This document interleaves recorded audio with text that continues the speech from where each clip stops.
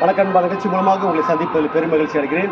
வாழ்க்கையில் வெற்றி நோக்கி பயணம் செய்து கொண்டீர்கள். உங்களுடைய பயன்கள் நல்ல முறையில் வெற்றி பெற என் அன்பின் வாழ்த்துக்கள். நீங்கள் நல்லா இருப்பீங்க. இப்போ இருக்கிறத விட 1000 மடங்கு அதிகமாகும்படி நம்ம சேனைகள் கர்த்தர் தாமே உங்களை சொல்லியபடி கர்த்தர் ஆசீர்வதிப்பாராக. நல்லா கவனிச்சு பாருங்கள். எல்லாமே ரொம்ப லேட் ஆகுது, காலதாமதமாகுதுன்னு சொல்லி நிறைய பேர் மன ரீதியாக பாதிக்கப்பட்டு இருக்கிறாங்க. வேதனைப்பட்டு சஞ்சலத்தோடு இருக்கிறாங்க. இவ்வளோ லேட் ஆகுது, எல்லாத்தையும் விட்டுடுறேன், எதுக்கு நான் இதை செய்யணும், எதுக்கு நான் பண்ணணும்னு ஜாப்பு, வேலைகள், இன்வெஸ்டிகேஷன்கள், ஊழியங்கள் சொல்லி எல்லா டிபார்ட்மெண்ட்டும் நினைச்சு சில பேர் சோர்ந்து காலம் தாமதமாக நினைச்சு கூட வருத்தப்படாதீங்க. ஒன்று, காலம் தாமதம் ஆவது நம்முடைய அறிவின் குறைவாக இருக்கலாம், இல்லை என்றால் இன்னொன்று தேவனுடைய திட்டங்களாக இருக்கலாம். அதனால நம்முடைய அறிவு குறைவு இருக்கும் என்றால் அதை கற்றுக்கொண்டு நம்ம சீக்கிரம் கிட்ட வருவோம். தேவ திட்டமாக இருந்தால் கொஞ்சம் வெயிட் பண்ணுவோம்.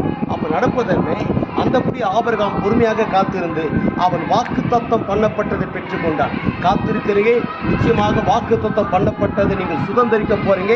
அப்படி சுதந்திரிக்கும் போது இப்போ காத்திருக்க காலத்தில் இருக்கிற நிந்தனைகள், அவமானங்கள், ஏதனைகள், சஞ்சலங்கள், துக்கங்கள், சோல் எல்லாமே தலைகளாக மாற்றப்படும். உங்க தலை நிமிரப்படும். அப்படி நிமிர்ந்திருக்கும் என்ன இருக்கு? ஒட்டுமொத்த உலக நாடுகளுக்கு நாம் ஆண்டவர் இயேசு கிறிஸ்து உங்களை கடன் கொடுக்கும்படியாக வைக்கிறார். நீங்கள் வற்றாத நீருற்றை போல் இருப்பாய் என்று சொல்லி உங்களிருந்து விடைபெறுகிறேன். உங்கள் நண்பன் ரவி, பெரியபாளையம்.